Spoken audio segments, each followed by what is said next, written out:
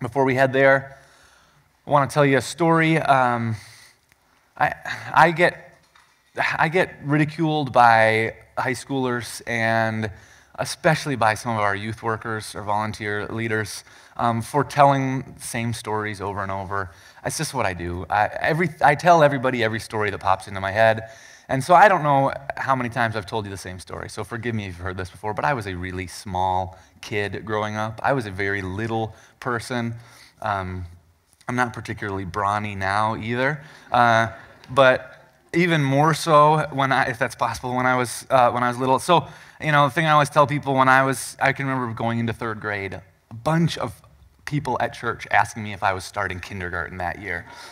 I just was little. And when I was in first grade, I was sitting in my first grade classroom, and a fifth grade teacher, fun guy, everybody in the school knew him. His name was Mr. Flatimer. He came down to the first grade classroom to find the littlest kid to wear an Easter. So he calls me out of the classroom because I'm the littlest kid. Takes me out in the hall. He's got an Easter bunny costume, the full suit. And he has me put that on because I'm small enough to fit into it. Hop around with a basket of eggs to all the classrooms in the school, kind of a little Easter bunny, Easter's coming up celebration thing. So I did that. Second grade, I still fit into the suit, so I did it again. Third grade, fourth grade, fifth grade, I'm a student in Mr. Flatimer's class. Easter rolls around, he's like, here we go, Tim, let's do it again. Because I still fit in the suit, okay? So I was little, and I stayed little for a long time. And I saw some positives in that, especially when I was younger, because I was like, oh, I'm small, but I'm quick, and if bad guys are ever coming after me, I'll just run through their legs. And you think I was a positive kid. You dream of those kind of things, and but it became a bigger deal to me as I got older. I can remember being a freshman in high school, and I remember right where I was in the hallway. I stopped and looked around. Everyone is taller than me. I just was looking in the hallway packed with people, and everyone, guys, girls, everyone was taller than me. And I grew a little taller when I was in high school, but I didn't get much bigger. I can remember as a freshman in college being like, okay, my classmates are they're men with beards, they're burly, and I was like, I feel like I'm still a little kid. And so I went to the weight room like crazy with some of my friends, and I don't think I was doing it right. I don't know. I did get stronger, my muscles could do more stuff, but I didn't look any different. I mean, I just still was just stick straight, little skinny arms, and in all of that, I tried to think where's my hope for this ever changing? Do I have any genetic hope? And neither of my parents are very big people. I'm built now like my dad is, and so there wasn't a whole lot of genetic hope that I was just going to happen. And the going to could I do something about it? The going to the gym thing didn't seem to give me a lot of hope for it, and so I just didn't know, am I always just going to look like a little kid my whole life? Well, this weekend we're talking about this idea of having hope for things to change in your life, for really specifically hope for you to change. And do we have hope for that? Can we have hope for that? Is there any hope for change? We're in the middle of this series about getting unstuck. We've been in the book of Exodus, that's where we are, and this idea of getting unstuck spiritually in our relationship with God. And your experience of being stuck, what it looks like to you may be something like this, where you've sinned and you've repented and you have promised yourself and God that you will obey, and then you've sinned again in the same way. And that can go on, and it can be, in a lot of ways, almost spiritually depressing. It can be this sense that you really are stuck, and you start to wonder, is there hope for change? And that's what we want to talk about this morning. We're going to look at a story from the life of the people of Israel, and I think will give us some perspective on that. I want to be honest and upfront and say that I do not have all the answers for that. The Bible is not just a book of answers. We get a lot of answers from it, but sometimes we get a lot of questions too.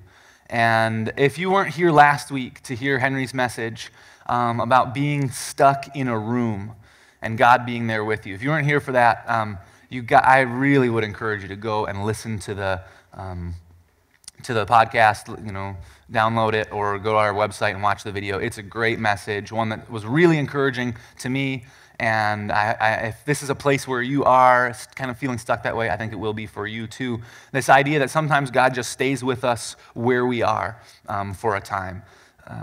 He's with us while we're stuck. But I do think that also in God's time, there is hope for change. That if you feel like you can't change, that you're stuck where you are, that God gives us real hope for that. So that's what we're going to look at today. And in Exodus 34, Moses is, God is telling Moses and us who he is. That's what's happening there in the passage we're going to look at. God's telling Moses and us, this is who I am, this is what I'm like. But what he's saying is really, it should be nothing new to us if we know God's story. Because God doesn't just tell us who he is, he also shows us who he is. That's what he does. He tells people, this is what I'm like. That's what he does in this passage. But all around it, he is showing people, this is what I'm like. He's demonstrating it. And so what I want to do before we get to Exodus 34 is just tell a little bit of that story, review some of that story for us. So we not only hear what God is like in what he says to Moses, but we also see it in what he has done, okay? So if you go back a ways from where we are now in Exodus, you have the people of Israel. This people group who are in bondage and they're suffering. They're in a foreign land where they have become slaves. And they're suffering there. And they're worshiping the idols of the land where they live. The gods of Egypt are the gods that they worship. But they have this history. They have these ancestors who were given a promise. And that promise said that one day they would have a land of their own, a wonderful place to live, and that they would prosper there, and that they would be blessed. They would prosper, and that they would be blessed for a reason, so that they could be a blessing to the nations of the world, the nations around them and the whole world. That in fact, that through their people, the whole world would be blessed because of them, because of their line, because of their people. So they had this promise in the back of their minds, and this promise had come from one God, not the gods of Egypt, but from one God who said, I'm the one true God, the one God who can actually make promises come true. I'm the creator God, the one God who is behind everything. And this God had seen their suffering in Egypt. They were his people, and so he knew what was happening to them. And so he called a man to come and be his instrument for deliverance for these people. And this was a man, Moses, with a checkered past. A man not particularly well suited to the job. He lacked confidence. He wasn't a very good public speaker. But God sent this man, Moses, to Pharaoh, the king of Egypt. And he told him what to say to Pharaoh. And when he did, Pharaoh responded badly, and things got worse for the people of Israel. And they didn't like it. So they complained to Moses about God. And Moses complained about God to God. But God didn't give up on them. And he promised to deliver them. And so he sent these 10 plagues on Egypt to convince Pharaoh to let these people go. And they lived through those plagues, and they came to the 10th plague, which was the worst of them. And it was so bad that it had the potential to be devastating, not only for the people of Egypt, but for the people of Israel in their midst. But God didn't forget about his people, and he provided a way for them to not only survive that plague, but also to be saved through it, to escape from Egypt through that plague happening. And so that's what he did. He provided for them to escape from Egypt. And on their way out, they didn't just leave empty-handed. God set things up so that as they left, they were able to plunder the Egyptians without having to plunder the Egyptians. The Egyptians just said, please get out of here. We're sick of you. Go take our gold with you so you don't come back and leave us. And so they left with riches, with gold as they left Egypt. And God, through Moses, led them out of Egypt. And it wasn't before long, it was soon after that they again felt trapped and hopeless and complained. They wished they were back in Egypt because they were pinned in between the army of Pharaoh and between the Red Sea. But God didn't forget about his people, and so he delivered them again. He found a way. He made a way for them to be set free. And so he opened up the Red Sea, and they were able to cross there and be saved from Pharaoh's army.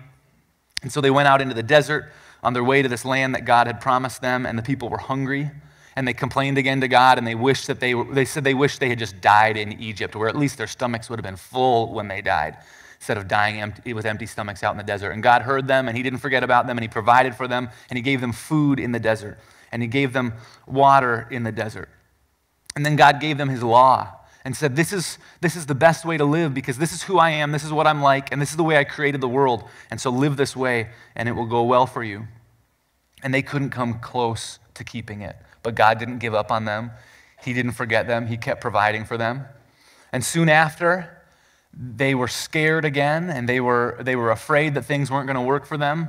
And so they took the very gold that God had given them, the gold that he had given them from the Egyptians, and they melted it down, and they made an idol, and they worshiped that instead of God. They just continued to openly break his commandments.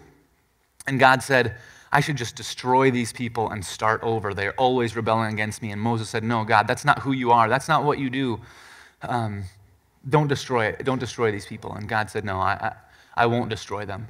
But fine, you're going to go into the promised land, the land that I've given you. I'm going to take you there right now, but I'm not going to go with you. I'm not going to be with you. You're not going to have my presence with you in the promised land. I'm just going to leave you guys, and I'll give you that land like I said I would. And Moses said, no, God, don't do that. And the people said, no, God, don't do that. We need you. We want to be with you. And so God said, okay, I'll do this thing that you asked for. I'll continue to be with you. I'll give you my presence. And Moses said, okay, God, show me your presence then. If you say you're going to be with us, I want to see that. I want to be assured of it. Show me your glory. And God said, okay, I'll do that. But you're just a man. I can't just show you my full glory. If you see my face, if anybody sees my face, it's too much. I'm too perfect. I'm too holy. It will kill you. So what we'll do is I want you to carve 2 stone tablets. Because when your people broke our covenant, you smashed those tablets of the covenant. So make 2 new ones, and we'll start over. And bring them up on the mountain. And there's a place where there's a rock. And when I pass before you, I'll put you in a cleft in that rock. There's a big crack in the rock. I'll put you in there. And as I pass by in front of you, my hand will cover you and protect you from my greatness, from my glory.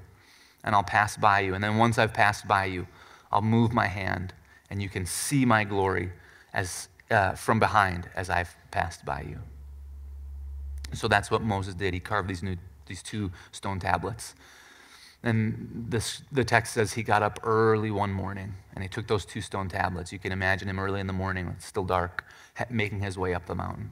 And he came to this place, and God showed him a place where there was a rock, and there was a cleft in that rock, and God put him inside there. And then God himself, in all his glory, passed in front of him. And you can imagine the brightness that Moses could feel, even shielded by God from God, as God passed in front of him, and he experienced God's glory. He saw something of God's glory as God moved past him and removed his hand. He could see something of God's glory. In that, God didn't just show himself, but he also told Moses who he was. So he didn't allow Moses just to see his glory with his eyes. He allowed him to hear it with his ears. And that's what we're going to look at in Exodus chapter 4. We're going to start, it's chapter 34. We're going to start in verse 6. It says, the Lord passed before him and proclaimed. So after he had passed in front of him, he said, he now proclaims his glory to Moses. It says, he said, the Lord, a God merciful and gracious, slow to anger and abounding in steadfast love and faithfulness, keeping steadfast love for thousands, forgiving iniquity and transgression and sin, but who will by no means clear the guilty, visiting the iniquity of the fathers on the children and the children's children to the 3rd and 4th generation. And Moses quickly bowed his head toward the earth and worshiped.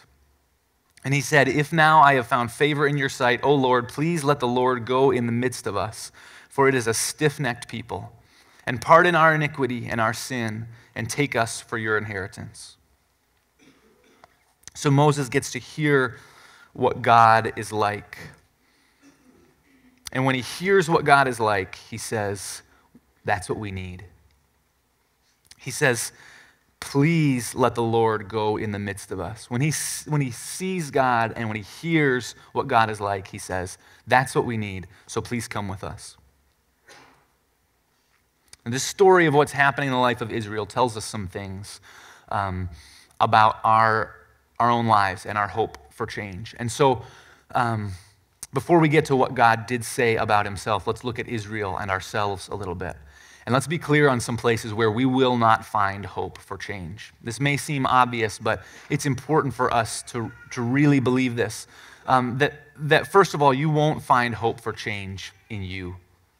I know that should be obvious to us, but we often think that it's inside of ourselves, that there's some effort that we can make that will allow us to change, that if we work hard enough, we can. But if we look at the story of Israel, we see that when they made this golden calf, that's kind of what God is responding to here. The chapter we looked at last week, this Exodus 34 this week, God's responding to what they did when they made this golden calf and bowed down to worship it.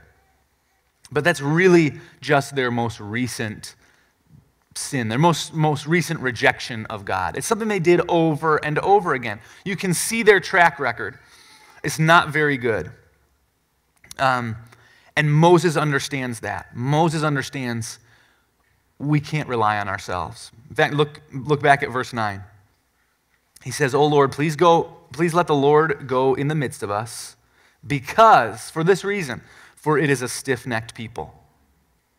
Moses gets that we're not going to be able to take care of ourselves. We're not going to be able to solve our own problems. He understands that. He doesn't say, hey, because we're getting better, because we've decided that we'll get things right this time, please come in our midst. He doesn't say that. He says, because we're stiff-necked people. He throws himself right in with them, says, pardon our iniquity, our sin. Take us as your inheritance. Moses puts himself right in with these Israelites. And he says, it's our nature. It's the way we are. We're stiff-necked people. And it's not in spite of that we need you to come with us. It's because of that we need your presence. Moses recognizes it's not us. The hope for change is not in us. And you won't find hope for change in you. It's why you go into a bookstore and other than the fiction section and the nonfiction, the biggest chunk you'll find in there, self-help books. You watch an infomercial. It's usually something about making yourself better financially, or physically, or mentally. I mean, people are always searching for a way that I can help myself to get out of the situation that I'm in, to dig myself out of it. And there is billions or more dollars to be made in that industry, because it's never going to end. People will always be thinking, if I do something else, if I work a little harder on myself, I can change myself. But the reality is you won't find hope for change in you. You can't count on your willpower. Psychologists have done research on this, where they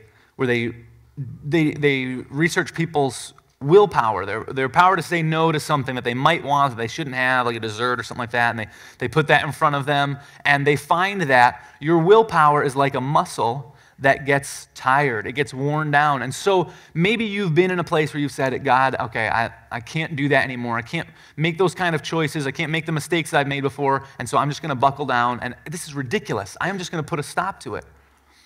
That will only work for a while, because your willpower is a muscle that gets worn down, and eventually it'll get weak, and you'll say, I'm going back to the same old thing.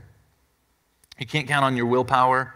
Sometimes we think accountability, being having some people to hold us accountable, is enough, that somehow that will give me the strength. My willpower alone isn't enough, but if I have some other people to help me in that, maybe that'll be enough. And that's a good thing. It's important to have a community of other believers who are supporting you and helping sharpen you in your pursuit of God. But it's not enough. There's not real hope in that. The hope is not in accountability, because It's helpful to have another set of eyes on you, but they won't be there all the time. You won't always have people watching what you're doing and holding you accountable, and it's just too easy to be dishonest, to lie to the people who are holding you accountable. There's not real hope in that. It's a useful tool, but it's not where our hope can be. So you won't find real hope for change in you. You won't find real hope for change in new circumstances. Sometimes that's what we think. Like if my situation changes a little bit, then I can get back on track and I can buckle down. I can do things the way I'm supposed to, get unstuck. And it didn't work that way for Israel. They worshipped idols when they were in Egypt, and God radically changed their situation and brought them out of Egypt. And they continued to turn back to worship those idols. They were in Egypt and they had just been slaving away in sort of their everyday lives, and God showed them miracles, incredible things before their very eyes. He saved them through miracles. Their situation changed a lot, and still they just went back to the same old things.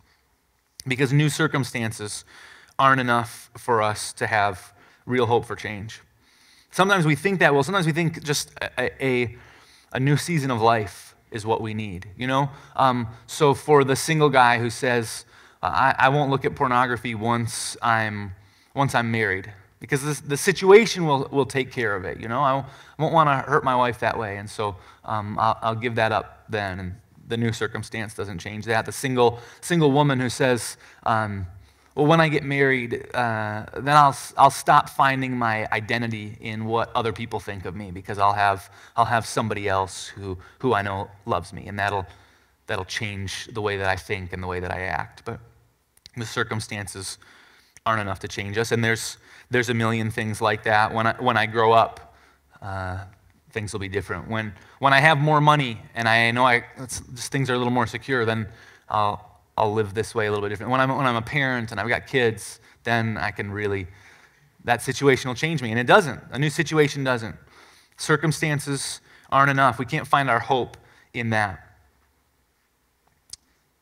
So where does real hope for change come from? When you're in the midst of being stuck, what can you really put your hope in? Of course, the only real hope for change comes in who God is. Not in who he is, in the way that he's revealed himself, his character, his nature, who he has shown himself to be. That's where our hope is. Not just in this idea of God is out there and he'll take care of things for me, but knowing who he is and what he's like. And he's revealed himself through his actions and through his word. So look at his word. Look at verse 6 again. He gives this list. This is who I am. This is what I'm like. And it's in that, I think it's in this understanding of who he is that we find hope for change. He says that he is merciful and gracious. He's merciful. So that word the Hebrew word that's used there, the root of that word comes from the same root of the word for the womb. So when God says about himself that he's merciful, he's drawing a picture of the compassionate, tender love of a mother for her children, caring for them, keeping them safe. That's the kind of God who he is. That's who God is. He's merciful like a mother is, having compassion on her children.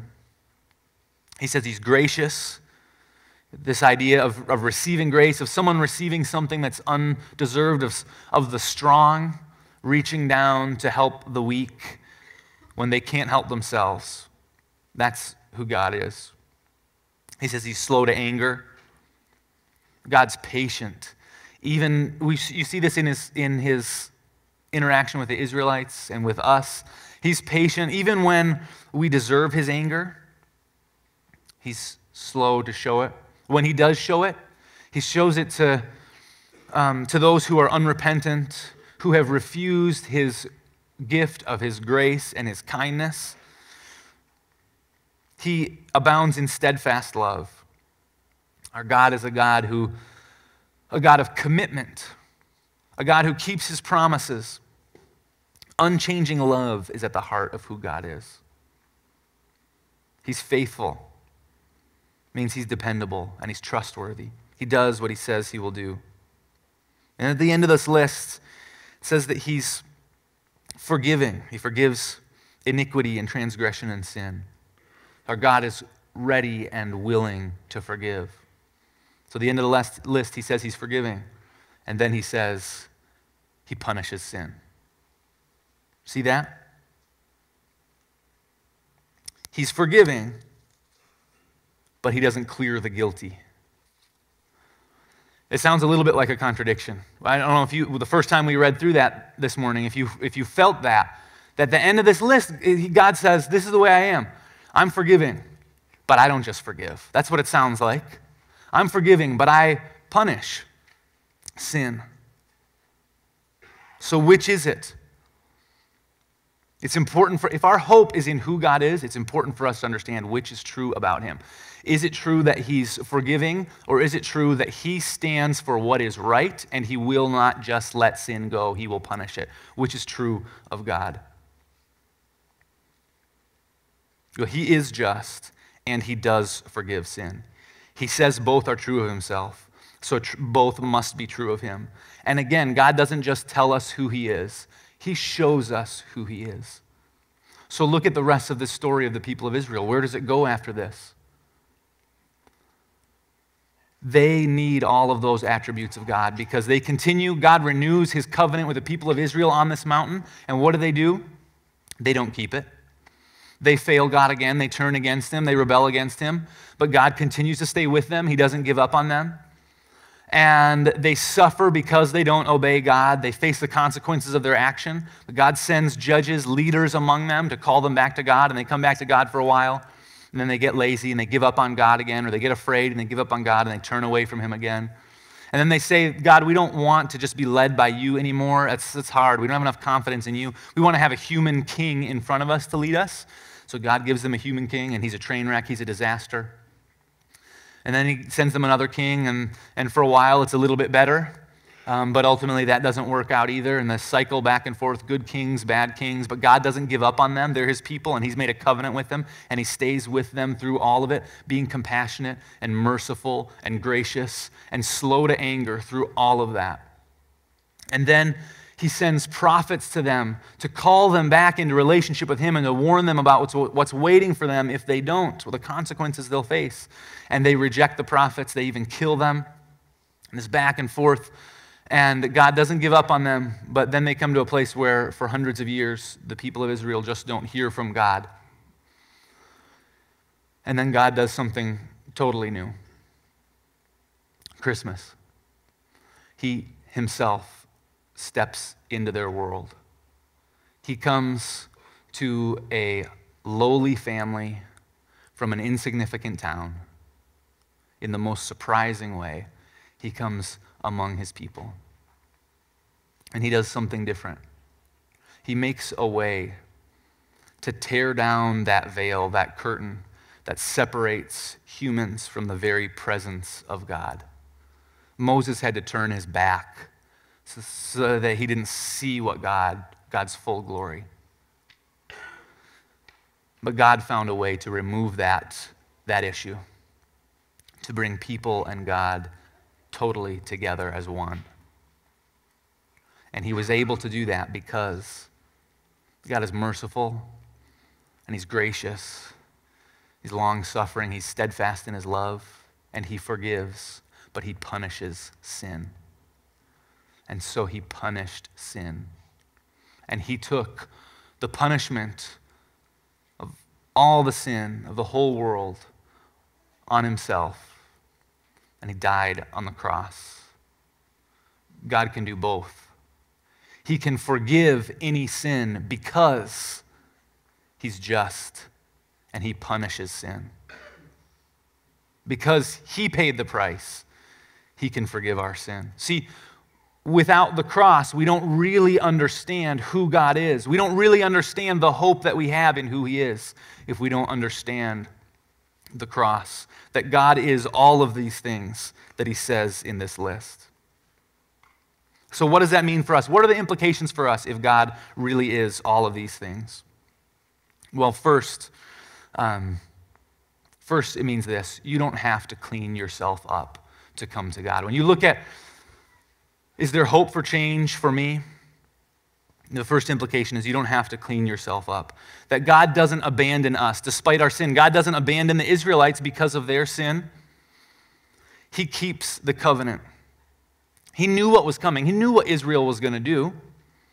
But look at verse 10, the next verse there. Look at what God says to Moses. And he said, "Behold, I am making a covenant. Before all your people, I will do marvels such as have not been created in all the earth or in any nation. And all the people among whom you are shall see the work of the Lord, for it is an awesome thing that I will do with you." So God says, I'm going to make a new covenant with you. I'm doing something that's never been done before. And people are going to see it, and they are going to be amazed.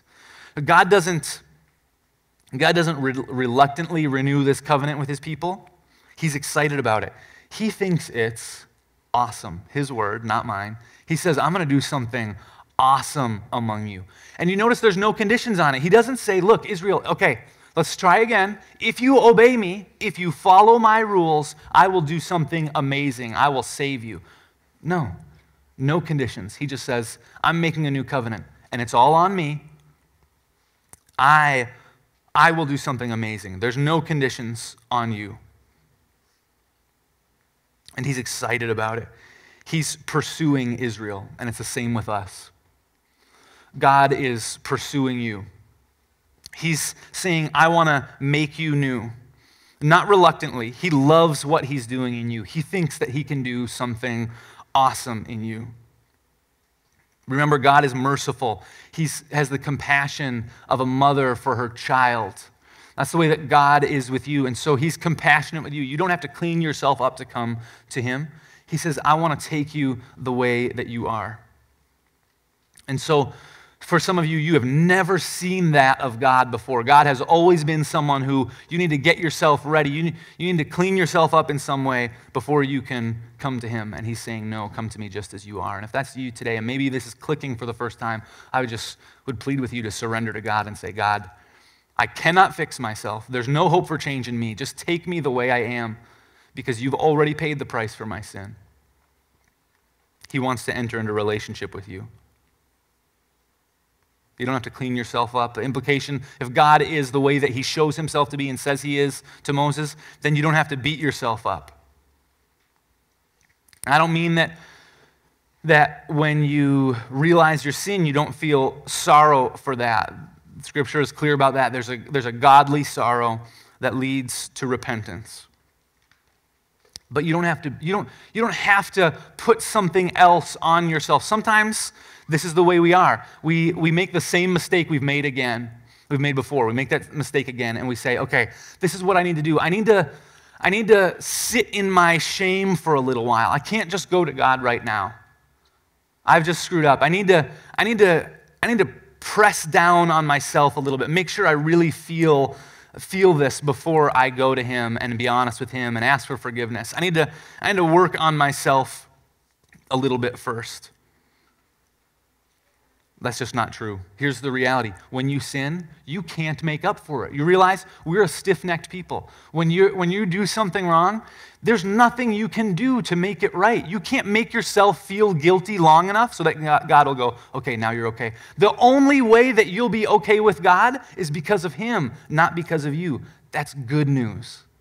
That's Moses saying, we need your presence among us because we're stiff-necked people. We can't get it right. So it's not about saying, I got to do these things before I can come to God after I've made a mistake, after I've sinned. No, you don't have to beat yourself up.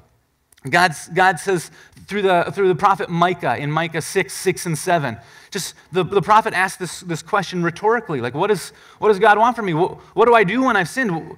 This is what he says, with what shall I come before the Lord and bow down before the exalted God? Shall I come before him with burnt offerings? With calves a year old? Will the Lord be pleased with thousands of rams, with 10,000 rivers of olive oil? Shall I offer my firstborn for my transgression, the fruit of my body for the sin of my soul? What kind of sacrifice should I make for God? God shows us through the people of Israel, you can't make a sacrifice to pay for your sin. I forgive sins, but I punish sins, and I've punished them already. The good news is You don't have to beat yourself up. There's real hope for change because you don't have to beat yourself up. And the third thing is this: you don't have to remain unchanged. You don't have to remain unchanged. God is steadfast in his love. He's faithful, and he's with you to the end. When God came to us, Emmanuel, God with us in Christmas, he came and he said, I'm going to be with you. He was with people. And then when he left, he said, I'll be with you in a different way. I'm going to send my comforter, my spirit, to be with you. And so as believers, as followers of Christ, we experience God in a way that Moses couldn't even dream of. To have his presence, his spirit living in us, with us all the time. And so Jesus told his followers what they should do is, he said, the term he used is abide in me. Just stay connected with me. Stay with me. Stay in my presence. Even when you're stuck in the room, stay with me. God wants to change us. This is a whole other sermon series probably, of how we partner with God in that process of what we call sanctification, of being changed by God. But he uses terms like a new creation. He wants to change us so that not just our actions change, but that our hearts change. That on the inside, we become more and more like him. That we want the kinds of things that God wants. Our heart wants what he wants. And that happens slowly. It doesn't happen in our time, in our timeline. It's a lifelong process, literally a lifelong process of God working in us.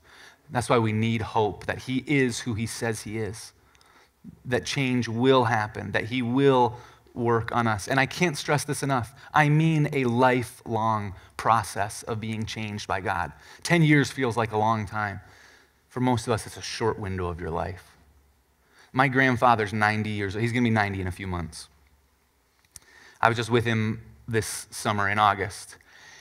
He has lived what I think is an incredibly faithful, godly kind of life.